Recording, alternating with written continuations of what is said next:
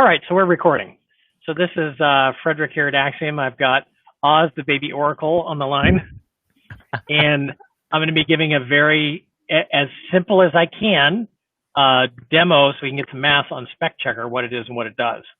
Now, first thing, so when you install any Axiom program on V8 anyway, V8i, MicroStation, you get this Axiom menu selection.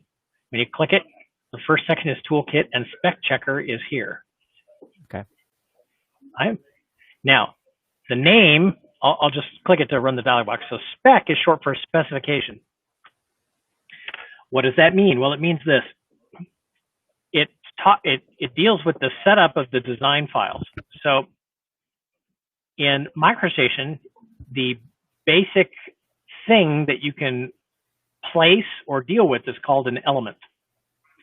So every line, circle, piece of text, arc, etc. is an element.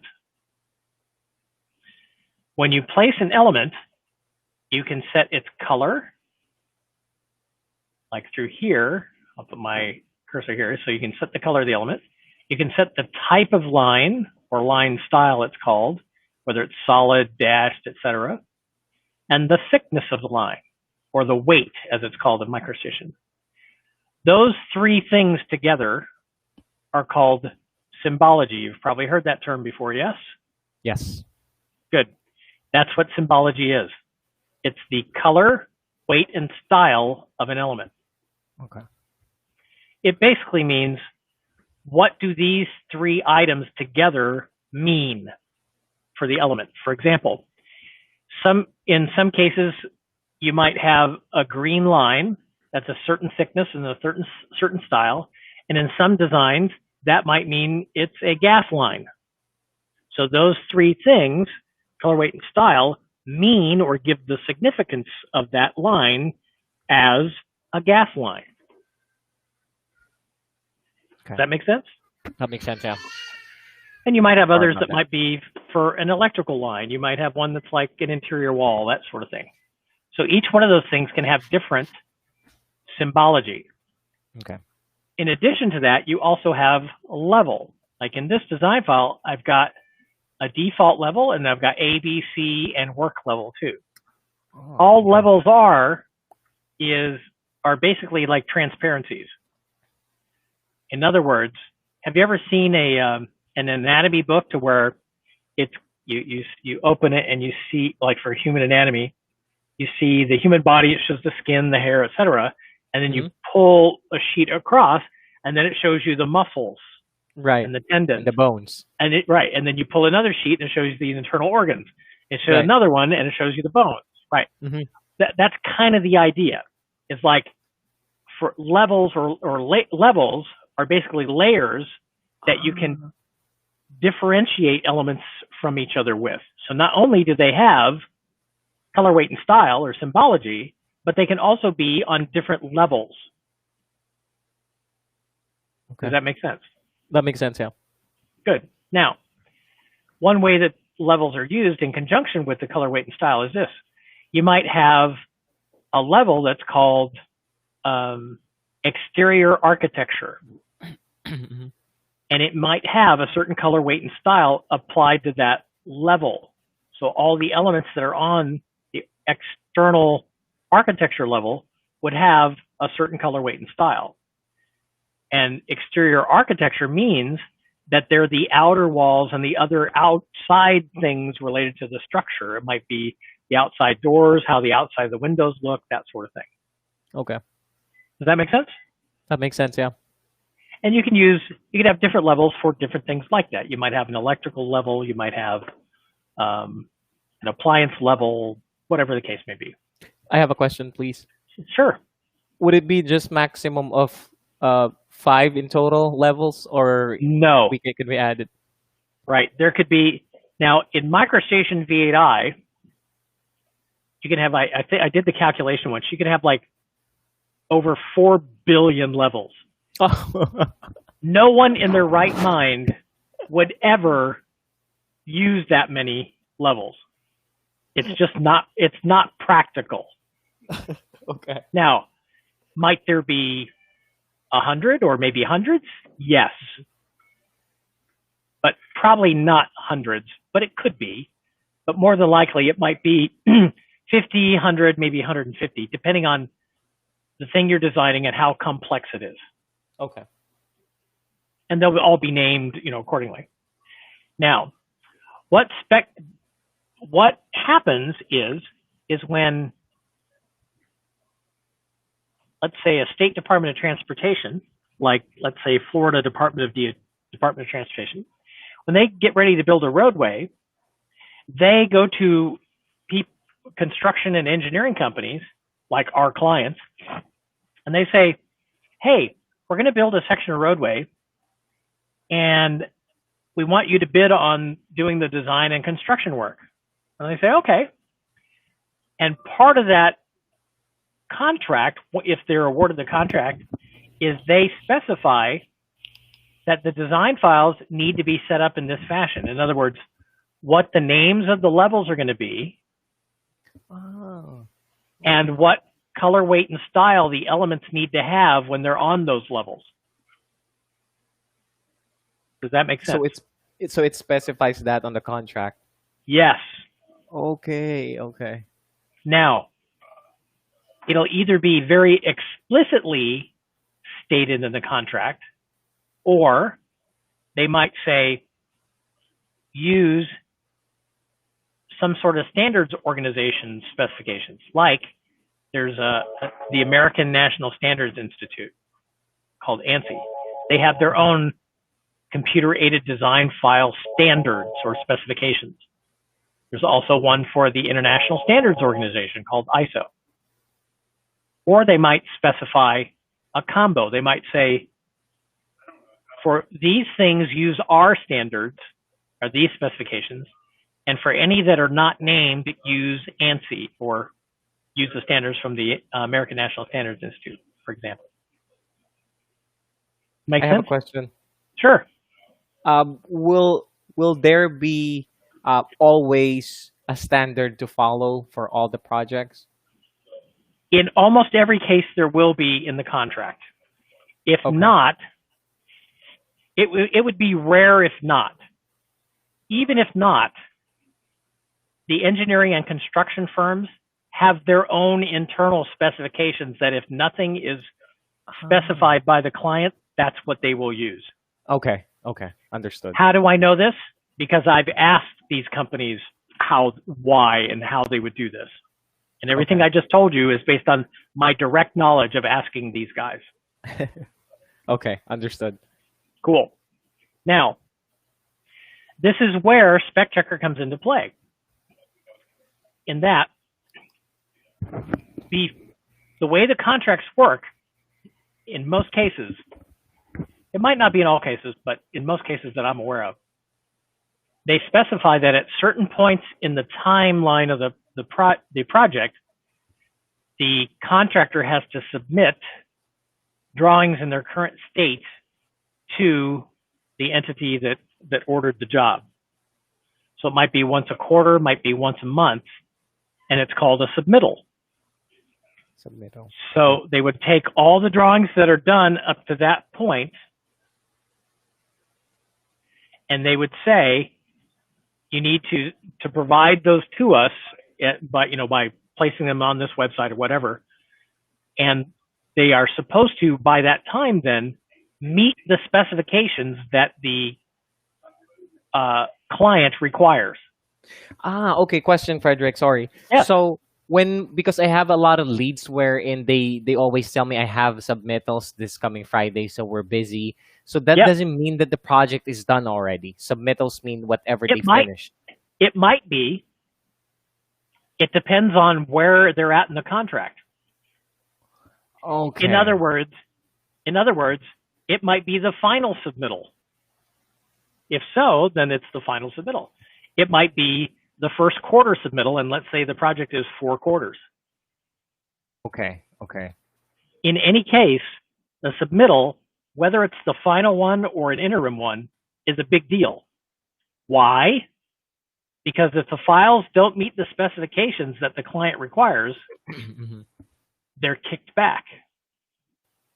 Okay. And then Okay. and in some cases, depending on how the contract is written, they could be fined. They could basically lose money. Not only as part of the contract, they could say any file that we have to kick back is, $100 off the contract, or Okay. it might be, it might be the full submittal. It might say if one or more files are found to not meet our specifications in any submittal, it's $1,000 off the Oh contract. my gosh. Okay.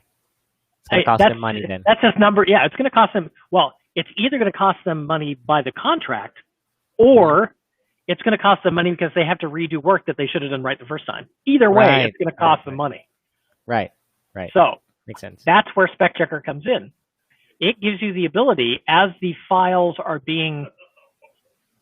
created, to check and make sure that the elements on certain levels are the proper color, weight, and style that they need to be based on the specifications.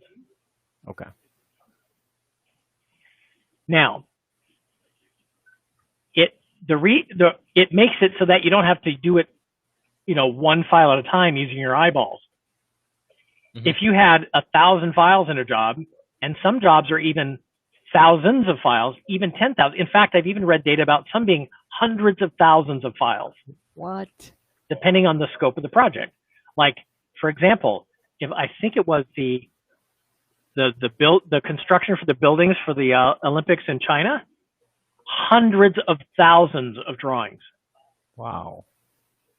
So if you were going to do your submittal, if you had to eyeball those to check all the drawings, in other words, get people with their own eyes to look at them to make sure they met the specifications, they would never get the submittal done on time. It would be too cost and time prohibitive. So automated tools like SpecChecker make it so you can grab a set of files. You have something that you see here called a rules file, which tells the program how are these files supposed to be set up. And then it takes the design files and scans them against this rule file to say what elements meet the specifications based on the rules and which ones don't. Okay. That's all it does. So the rule file is that where they put in the contracted specified standards? Yes. In fact, It's easier than you think. It comes with a companion tool called Rule Manager, which is right here. This allows you to scan a set of design files and it'll automatically create rules based on the setup of those files. Okay. Now, even if those files that you scanned it on don't exactly meet the standards that they need to match, it doesn't matter. Why? Because once you have the basic set of rules, you can then go and tweak the rules to make sure they do meet the standards. Okay. So it saves you time in that end too, in putting the rules together that match your standards.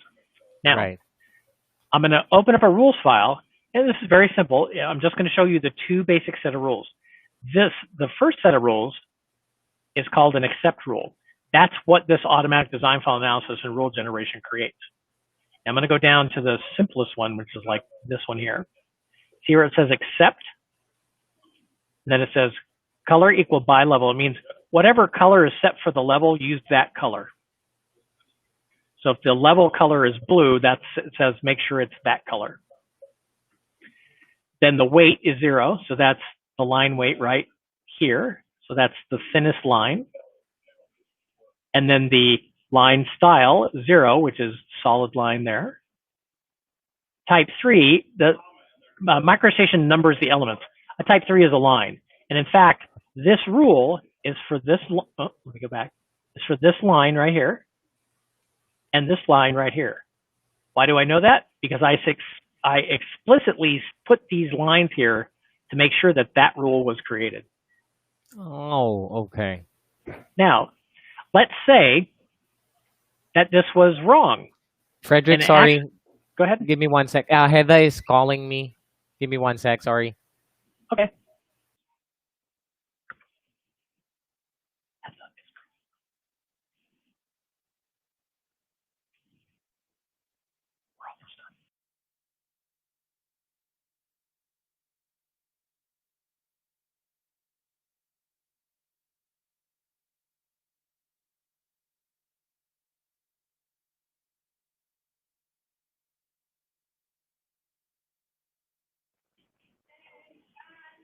Hello, Oz. Are you there? He's muted. I am back. Okay. Awesome. All right. So we're going to continue here now. Okay. See let me reorient myself. So let's say the color where it says by level, it just means whatever the color is assigned to the level, make it that. Let's say that's not what we wanted. Then we could just edit this. We could say edit, and then we could go through here and we could say, instead of making it by level, we'll delete that. We'll just say make the color 3. Click OK and add that to the list. And now, oops, actually I also had by level in there. Let me remove that. And now I have to remove it and have to redo it again. There we go. Next, and see now it says color 3. And I update the rule. And now the rule is updated. See that? Yes. Okay. I see it. Cool. So I can edit these rules either directly through, like, I could open Notepad and edit them there if I know how the rules are set up, or I can do it through this interface. It's easy. Easy peasy. Now, that's one rule. That's the accept rule. I'm going to show you another rule, which is called reject rule. So accept says, if it meets this criteria, it's good. Reject is the opposite. Reject says if it meets this criteria, it's considered bad. Now, why do we have a reject rule? Because you can add some things to it which will make it this program even more useful, which is this. I set up these lines specifically so that I can set up a reject rule that says here, type equal 3, which is a line, and the color is not equal to 3. Color 3 in my MicroStation right now is red. In fact, this color right here. So what this is going to do is this is going to find these lines and say, hey, these don't match my reject rule. So they're considered bad. Now, with a reject rule, you can add a message to it. You can't do this with an accept rule. And the message has things that you can add, like this %CO. There's just different things that start with a percentage sign and then have characters after it, where you can add them to the message and it'll pull data from the element and put it in the message. So this is for color. Okay. So this says this element was rejected. Its color is this. You can add a whole bunch of different ones to it to pull data from the element to make the message more valuable. So the guy looking at the message can say, oh, I see what's going on with this element. Okay. I have a question, Fredrick, real quick. Yeah. So this tool finds those, right? But it doesn't change them? Or like what's the difference? I'm getting there. Okay, I'm getting there. Sorry. Right. So reject or accept rules that says, if it meets this criteria, it's good. If it doesn't meet that criteria, it's going to, through an interactive mode, take you to the element. And then based on what it says in the rule, you can edit the element to make it match that rule so it's okay. Okay. So that's accept rule. A reject rule, you can add, in addition to a message, this last thing that you see in percentage or parentheses, which is, this is a correction statement. Okay. So what this does is this says, if you find a line and it's not color 3, reject it. Okay. The correction statement then says, and I set up this rule for this purpose. Well, it's supposed to be color 3, so make it color 3. Will it change it? This, where it says here, in parentheses, color equals 3. So this will change that element to color 3. Okay. In other words, if you found, let's say you're working with a bunch of designers and you keep finding that they keep messing this one part of the specification up.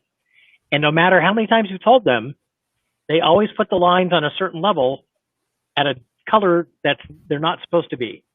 It's supposed to be red and they keep making them blue. So you can set up a reject rule that says, if you find elements on that level that are blue, make them red because they're supposed to be red, damn it. Okay. That's clear. What this correction statement does. Now, I'm going to show you how this works, because this is just the rule file, but I'm going to show you how this works in conjunction with SpecChecker itself. So this rule file was already set up for this purpose. I'll go back to SpecChecker, and this is where this is where the magic happens now. So I'm going to turn on what's called interactive editing mode. And then you would, through this edit list button, you would grab all the files that you want to check against this rule file here to see if the elements in them meet the specifications that they're supposed to. Make sense? Good. So then you click start and it starts scanning through them. Interactive editing mode is great because it will, when it finds an element that violates one or more of the rules, it will open the design file it's in, and then it will zoom in on that element so you can take a look at it and see what's going on. Okay. This is people love this when I show them this. So you go start, and very quickly it comes back and it says, you see here where it says rule type equals 3, color not equal 3. That's my reject rule. If I click blink, if I'm not sure, it's got elements here, but I'm not sure what element it's talking about. I click blink and you go up. It's that line. Okay. So I know that this line violates a rule. And just by looking at it, I can tell, because I know color 3 is red, that it's not the right color. Right. Here's the message that says this element's color is bi-level, meaning whatever's color set for the level, that's the color it is. And it should be color 3. So it pulled the color from the element, put that in the message. And then here's my correction statement. Under current element, notice it says ignore. If I click that, it will leave the element alone and will just keep scanning through the file. Or if I click change, it will execute the correction statement if it can. Okay. So I'm going to do that. If I click change, watch what happens. I pull this down, it fixed the element. Okay.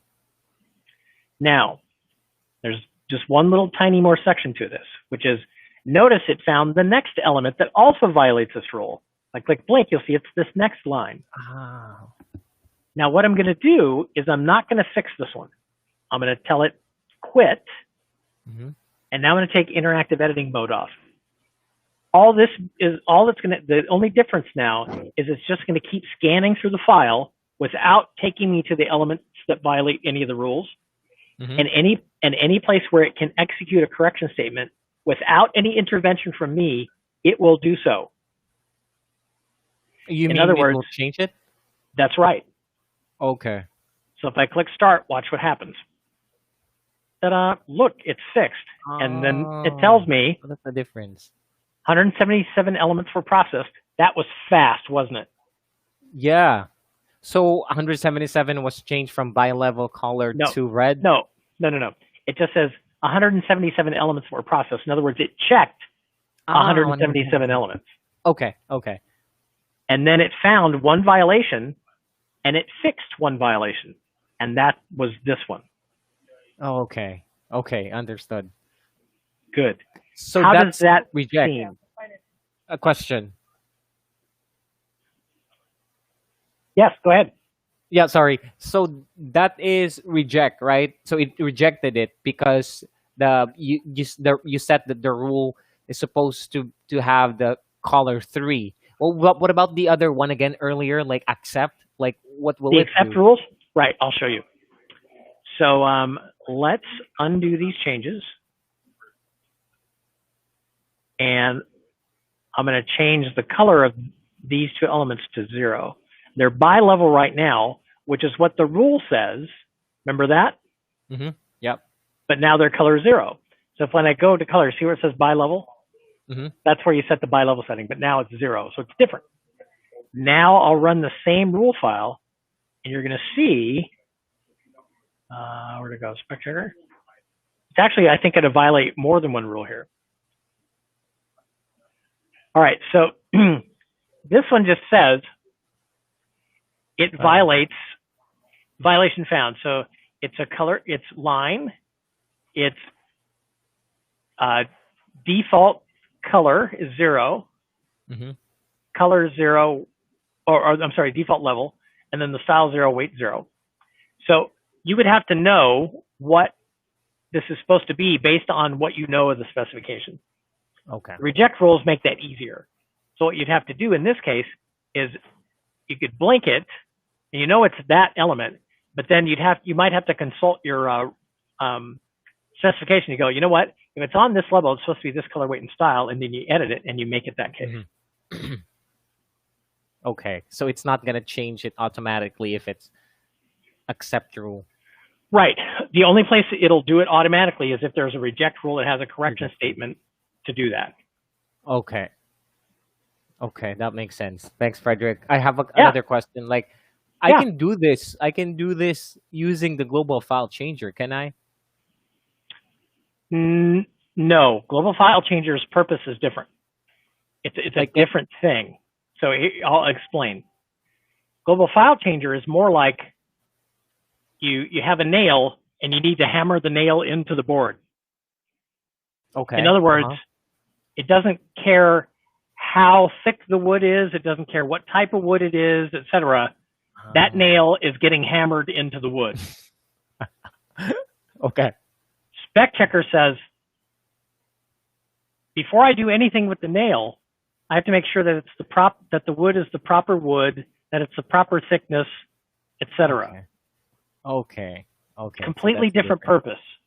Okay. Now, in the case of SpecChecker, it can then be used with a reject rule to correct the thickness of the wood, the color of the wood, etc., in that kind of analogy I gave it. Okay. But the purpose is completely different. SpecChecker is designed to check things and see if they meet certain criteria. That's right, specifications, as Doreen reminded me. Whereas global file changer is, I need these elements to be changed in this way over these number of design files. Okay, that makes sense. Okay. Okay, that's why we first no, but you mentioned that the as long as they have the specifications, like they don't need to create their own rules, right? Well, no, they'll need to create a rule file using Rule Manager. In other words, the way you create a rule file is you scan it against a set of design files or another special type of microstation file that you can create a basic set of rules from.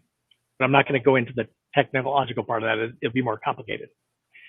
So, in other words, you can create a basic set of rules based on the current setup of the design files, even if you know that they don't match fully the specifications they're supposed to. Because you can then, through Rule Manager, edit the rules to make sure that they do match exactly the specifications you have. I see. Okay. Now, you could have someone who's really hardcore just open a text file, and if they know how the rules are supposed to be, how rules are set up for SpecChecker, they can just start typing them in if they wanted. What? You could. If you knew how the rules are supposed to be put together and you knew your specifications, a person could do that. It would take a lot more time. Whereas with Rule Manager, you can say, okay, I know these files don't quite meet it. Give me what rules I have, and then I can just go edit the ones I need to edit. Exactly. Yeah. Much faster. Rule Manager. Okay. Okay. That's clear. Any other questions? No, that's about everything. Thanks, Fredrick. Oh, but by the way, if you can send me this recording, I'd love to rewatch this. Yeah, it'll take a little bit for it to process, but once it's done, I'll pull it down and I'll put it in a place where I'll let Doreen know where it is, and then she can give the links out where needed. Okay, perfect. Thanks, Fredrick. Appreciate your time. Yeah, you're welcome. Alrighty. And Doreen will call you. Okay, thank you.